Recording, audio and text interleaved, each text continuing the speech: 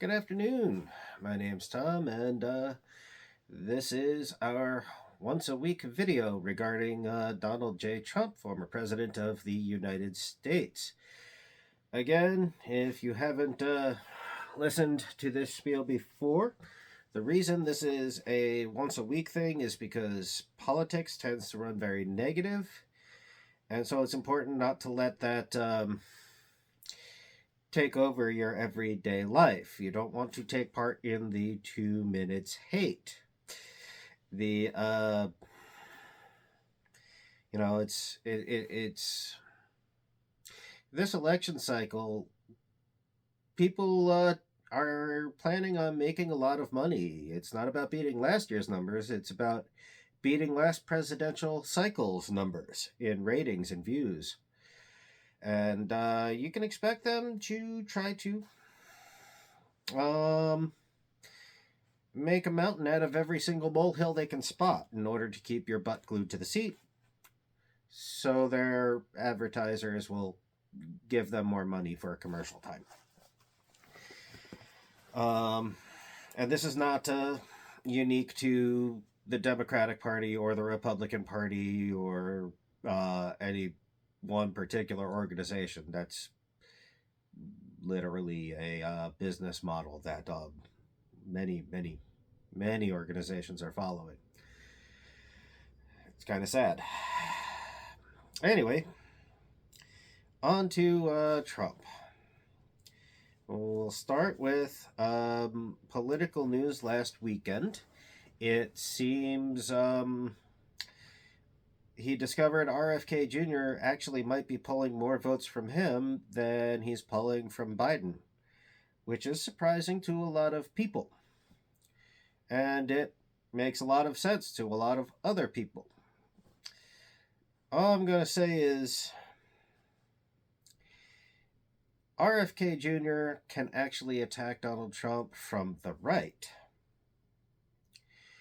And it's because RFK is a true believer.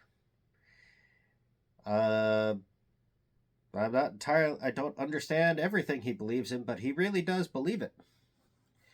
And so that group that, see, Trump doesn't believe in anything other than Trump. He will repeat back to you what you have said, and he'll do it in a way that is encouraging to you. And it's a manipulative technique to generate loyalty, make sure you will follow the leader, so to speak. It's a strategy.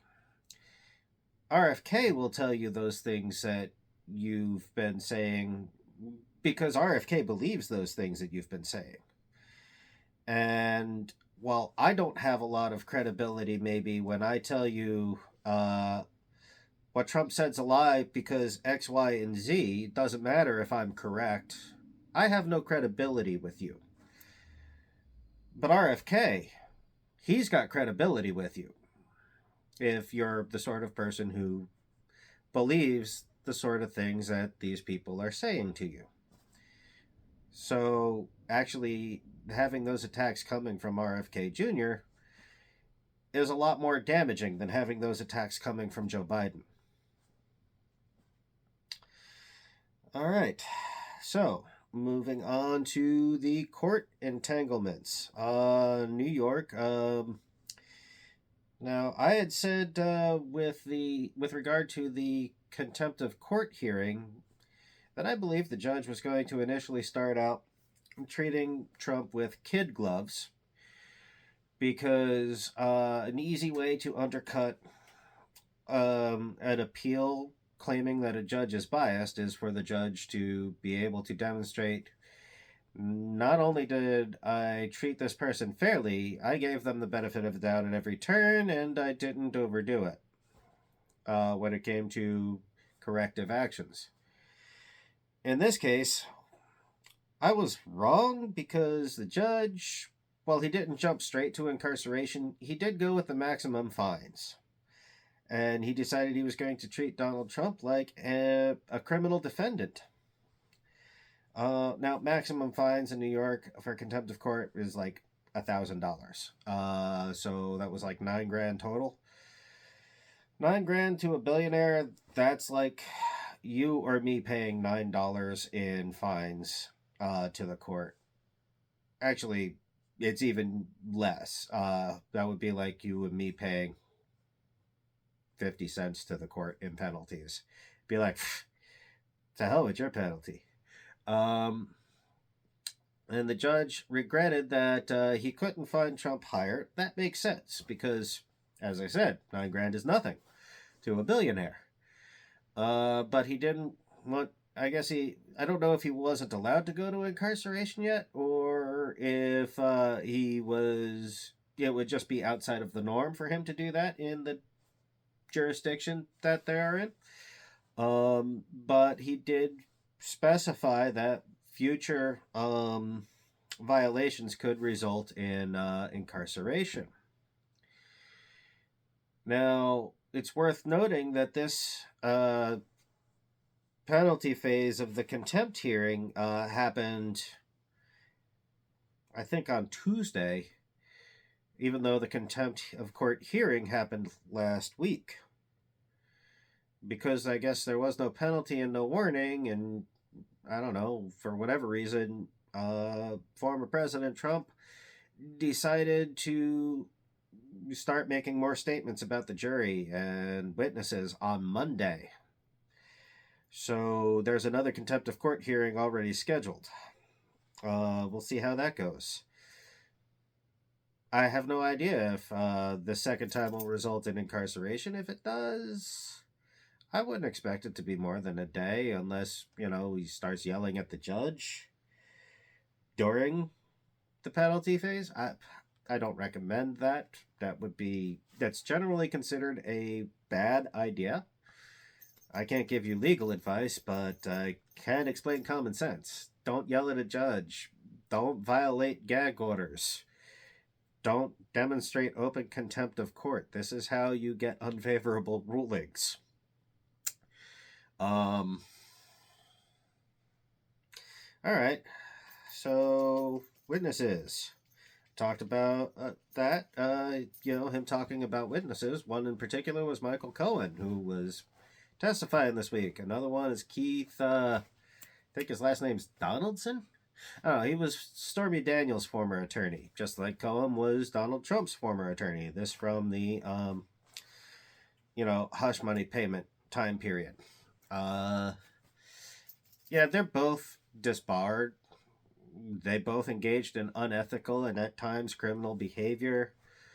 Yeah, they're generally bad people, and let's just say they're not considered ideal witnesses. They're not credible. Now, a credible witness is somebody you have no reason to question their account. Because you've never seen them lie about anything. You may not believe their account, but unless you have some sort of evidence that they're lying to you, they're considered credible. And if you have multiple credible witnesses providing the same account, that counts towards, evidence. So why would they have two not credible witnesses from the same time period? That means they have documentation to back up what these two not credible witnesses are saying. Think of it this way. If you have credible witnesses, it helps if evidence, documents, computer files, recordings, and so forth, confirms their accounts. But if you have 5 people, with a consistent story, that generally makes them more believable than not believable. When you have 2 not credible witnesses, they're only good if the things they're saying are things you can prove with evidence.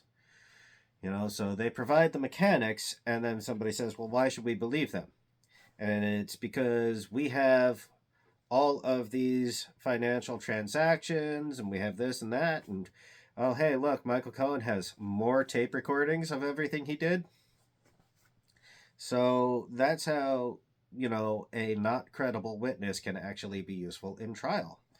And surprise, Cohen has more secret recordings. All right. So, how can he do this without violating attorney client privilege? And the same with the other attorney, the other former attorney. Crime fraud. There is no privilege when you and your lawyer are discussing how to do something that's illegal. You can't just say, as a defendant, well, I'm blameless because attorney client privilege, my lawyer, handled this. And you can't question my lawyer, and this is completely unfair. That doesn't work. If your lawyer is also a criminal, then his actions in his capacity as a criminal are not protected by his privilege in his capacity as an attorney. Doesn't work that way. So, we'll see how that goes. As for everything else, mostly it's news just trying to get under your skin. Donald Trump fell asleep in court. Kind of makes sense. The man's closer to 80 than he is to 70. Kind of expect that. Somebody farted in the courtroom. Yeah, that happens. The courtroom is cold and dingy, and the building is messed up. Yeah, welcome to a 100-year-old building.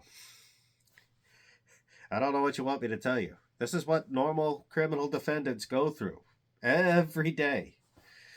The man's actually being treated like a normal person for once, instead of being held to a lesser standard because he's rich and privileged. It's amazing how a person can claim that they're being discriminated against because they're being treated like everybody else, and they shouldn't have to be because they're rich. People will believe that. And you know what?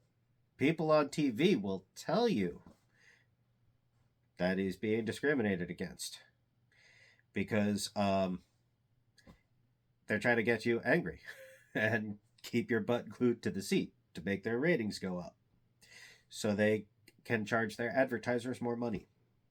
And likewise on the other side, shocking behavior, Donald Trump farted. Maybe. Or shocking behavior, an old man fell asleep. Oh my God. This is normal stuff. So put the anger and the nonsense down for 6 days a week